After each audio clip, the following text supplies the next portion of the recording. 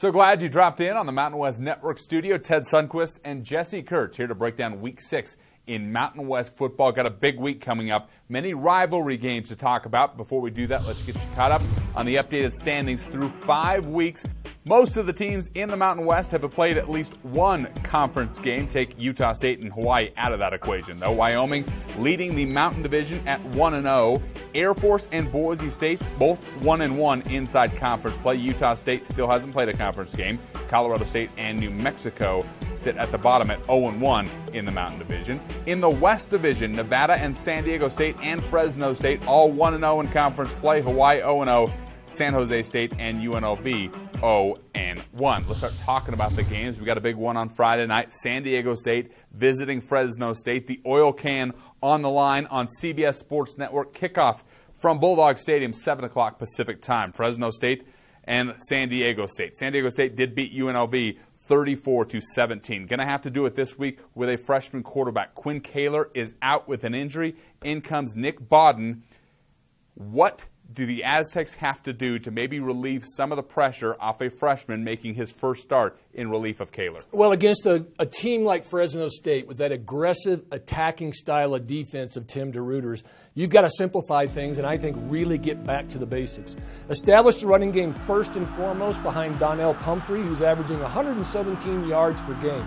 The Aztecs as a team are averaging only 34 attempts per game, 11th in the Mountain West. They'll need to up the ante a bit, I think, to take the pressure off the young quarterback and put him in some manageable situations.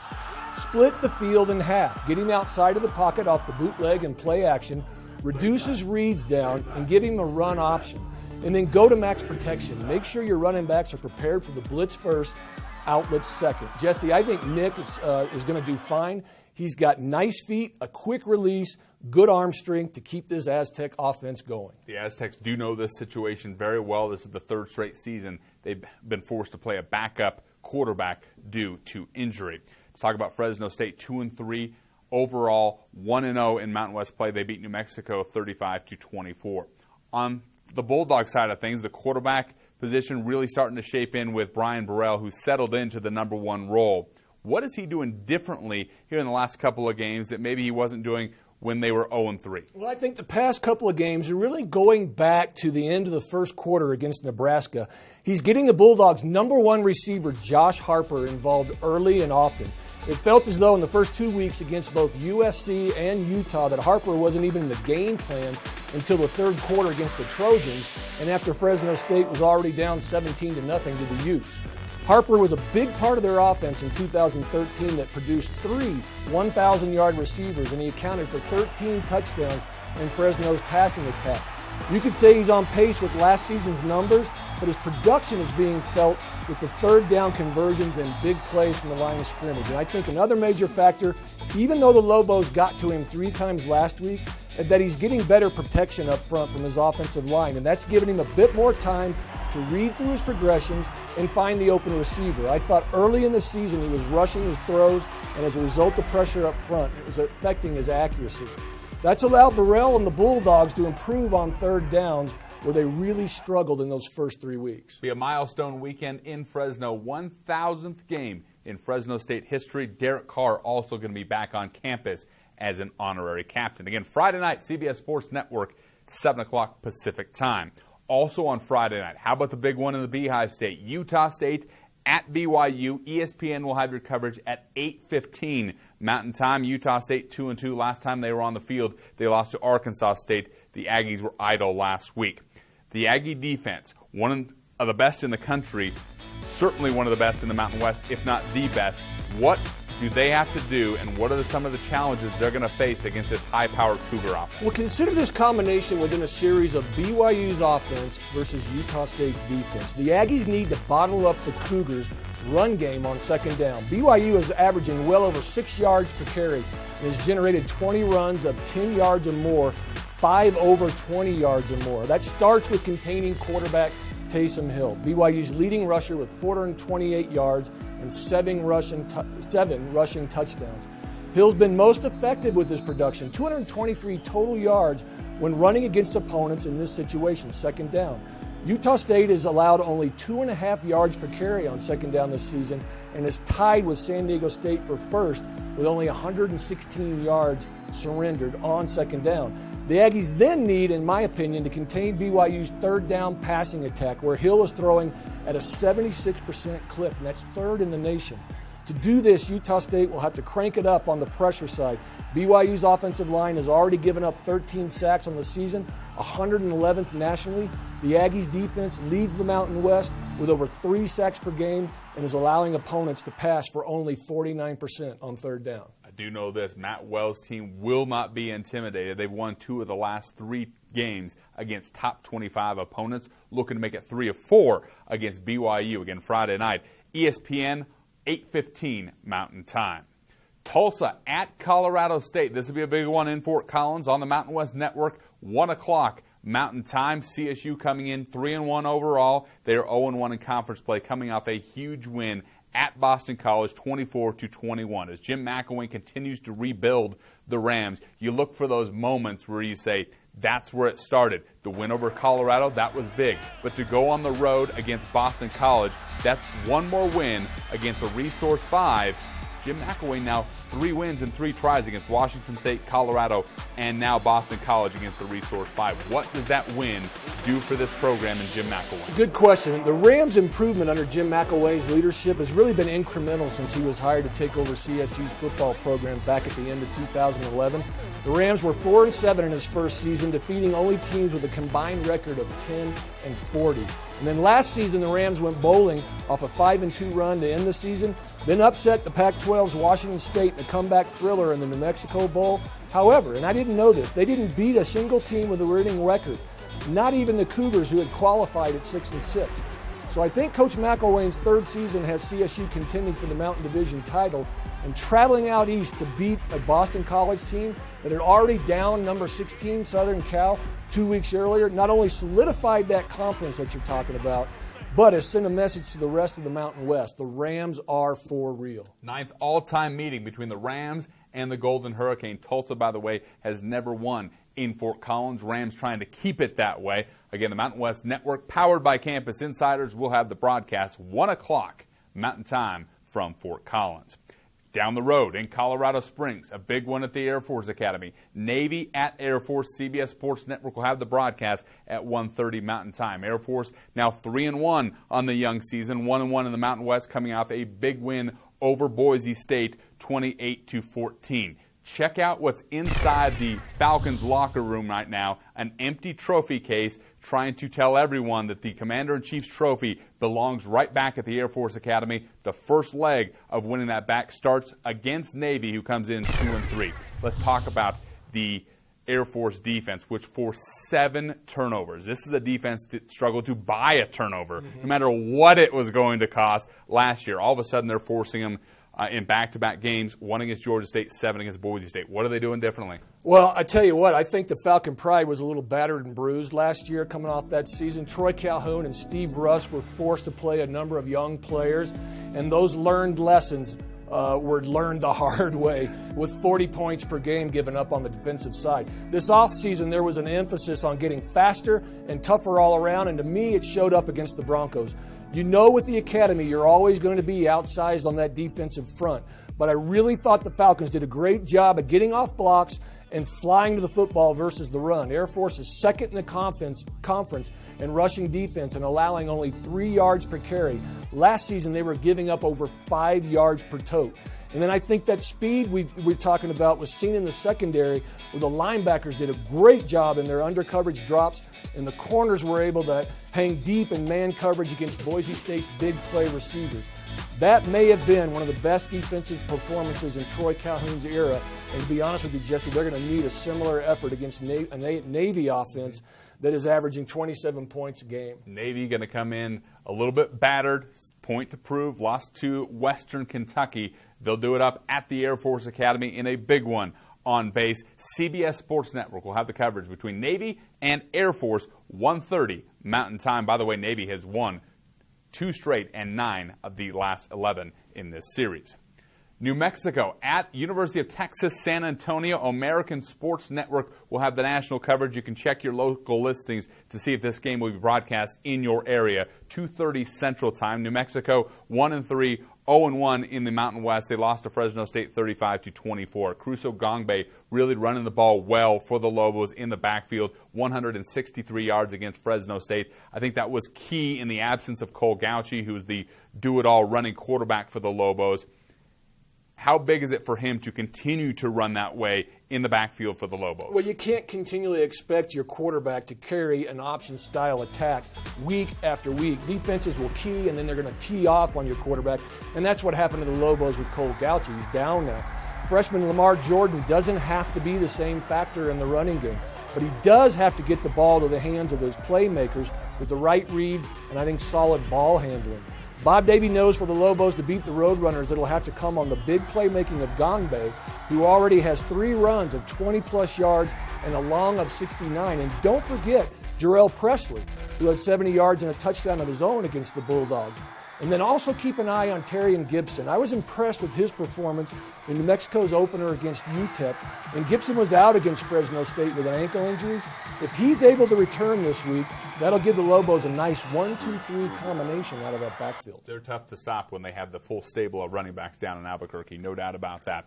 Lobos and the Roadrunners, American Sports Network will have your coverage 2:30 Central Time. University of Texas San Antonio is one of the only other game in this series that came last year.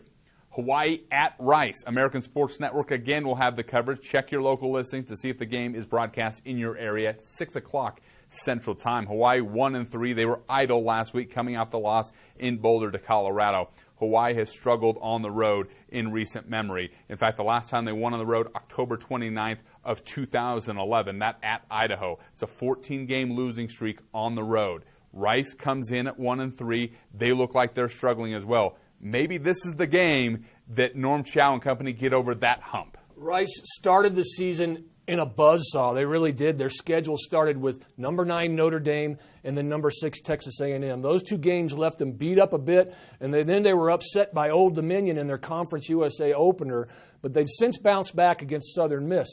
The Rainbow Warriors, on the other hand, have, I think, been game all season, taking 3 Pac-12 opponents down to the wire. I feel with the Owls, Hawaii matches up very well, especially with their rushing defense. It has held opponents under 4 yards per carry and is giving up only 127 yards per game. Rice is 4th in Conference USA running the football, averaging 220 yards a game on 49 attempts. This should be a nice battle up front in the trenches. Norm Chow's passing attack has been uncharacteristically inconsistent thus far, but the Owls' defense is last versus the pass, surrendering 339 yards per game and 13 touchdowns. I'm predicting a last-second turnover will forced by the Bows' aggressive defense will be the difference in this close game between Hawaii and they're going to and the Rice Owls, and they're going to end that road streak and get that monkey off their back. I like it. Houston will be the stage for Hawaii at Rice. American Sports Network has the broadcast 6 o'clock Central Time. UNLV at San Jose State. ESPN News will have your TV coverage 5 o'clock Pacific Time. UNLV 1-4 overall, 0-1 inside the Mountain West Conference, coming off a loss to San Diego State. San Jose State 1-3, 0-1 in conference. They lost to Nevada. UNLV freshman wide receiver Devontae Boyd got his first career touchdown pass or touchdown catch in the loss to San Diego State. They didn't have Devontae Davis, but they had the other Devontae. To have a freshman step up and show that he's worthy of maybe a little bit more consideration in the pass game has to bode well for Bobby Hauck in that offense. Yeah, and I'm really impressed with him in the way he's gone about carrying himself in his freshman season. At 6'1", I love his length. He's aggressive. He'll go up for the ball, and he's had an early penchant for creating the big play. He's averaging almost 18 yards per catch, and that's 3rd in the Mountain West, and already has 3 receptions of 25-plus yards with a 48-yard touchdown and another 52-yarder to his credit. Also, 13 of his 17 catches have turned first downs for the Rebels, and he's come up big in 3rd and long situations, moving the sticks 3 of his 4 receptions in that scenario. He plays with a savvy awareness and mature confidence of a player, I think, with much more experience than just a freshman. Really, there's no other freshman receiver right now producing in the clutch like this for his team in the conference, and I think that you must consider Devontae Boyd as the top freshman offensive player in the Mountain West at this point in the season. Not going to argue with you there. San Jose State on the flip side, the defense really played well in the loss to Nevada. They held Cody Fajardo to just 64 yards passing and held the Wolfpack to 0 for 9 on third down. Now, you're looking for bright spots in a loss. You're looking for places to build. I would imagine Ron Carragher and company will look at that defensive effort and say, it was pretty good. We got something here. Yeah, when you consider that Fajardo threw for 321 yards and 3 touchdowns against Arizona 2 weeks before and then had some extra time and practice to prepare for the Spartans, it was a phenomenal performance. Most opponents this season have gone after the Spartans on the ground, so it's easy to get lulled to sleep and bring up an extra man or two in the box to try to stop the run, which leaves your defense suspect to big plays through the air. But Fajardo's longest completion was only a 16-yarder to Hassan Henderson in the third quarter, and that drive ended in a missed field goal. Even more impressive were the 5 3-and-outs they forced, and they kept the Wolfpack's punter Alex Boyd busy with 7 punts on the night. This is the type of performance that can turn a unit that gave up 245 passing yards per game in 2013. In fact, the Spartans are currently number 2 in the nation in passing defense behind only Stanford. There you go. Spartans do lead the all-time series 12-5-1. They've won the last 4 against the Rebels, looking to get it to make it 5 straight against UNLV.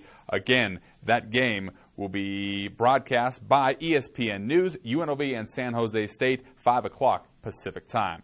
Final game on the Mountain West schedule. Boy, this will be a big one in Reno. Boise State at Nevada. No love lost between these two teams. CBS Sports Network will have your coverage 7:30 Pacific time. Boise State, they're 3-2 overall, 1-1 in the Mountain West Conference, coming off that loss to Air Force 28-14.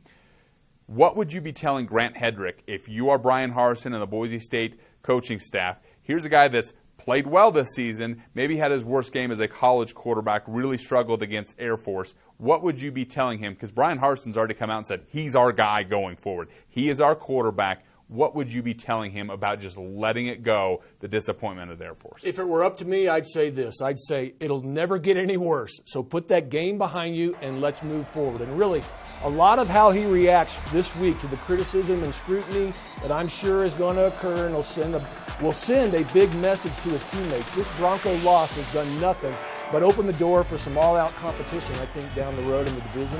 But it certainly hasn't closed the door on Boise State's hopes for a Mountain Division title. That was a very well-prepared Air Force defense going up against a Boise State offense that I thought looked as flat as I've seen across the board, running, passing, and receiving. And I thought Hedrick, out of pressure to make something happen, forced his throws a bit more than we're used to seeing. He needs to calm down, spread the ball around to some of the top offensive playmakers in the conference, guys like wide receiver Matt Miller, tight end Jake Rowe, and running back Jay Ajayi. The rest of the Bronco offense, I think, needs to step up like they did in the fourth quarter against the Falcons when they made a game of it with 2 late touchdowns. A good performance against the arch-rival Wolfpack will go a long way in quieting those critics in Boise.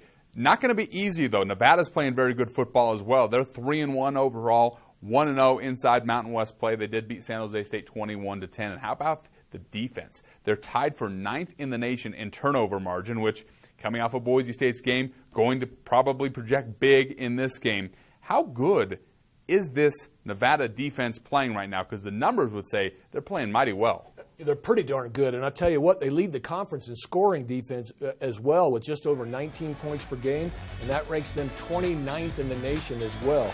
It's been a bend but don't break philosophy that's worked well thus far, I think. You look at their overall numbers, they are solid like you said, but it's unspectacular in some instances. 6th in rushing defense in the conference, 11th in passing defense, 3rd and third down conversions allowed, 7th in sacks, 10th in tackles for losses, but they've been extremely opportunistic, and they've also kept the opposition out of the red zone. Nevada is 4th in the country with only 5 scores and 9 attempts, 2 touchdowns, 3 field goals. This all adds up to what defenses are supposed to do on the field, prevent scoring. They're the best in the Mountain West at doing this right now. Boise State and Nevada, CBS Sports Network will have your TV coverage 7:30 Pacific time. For what it's worth, Boise State has won 13 of the last 14 games in this series. One Mountain West team does have the week off. That's Wyoming, coming off the loss at Michigan State before they head to the islands to face Hawaii next week. For Ted Sundquist, I'm Jesse Kurtz. Enjoy watching Mountain West football this weekend.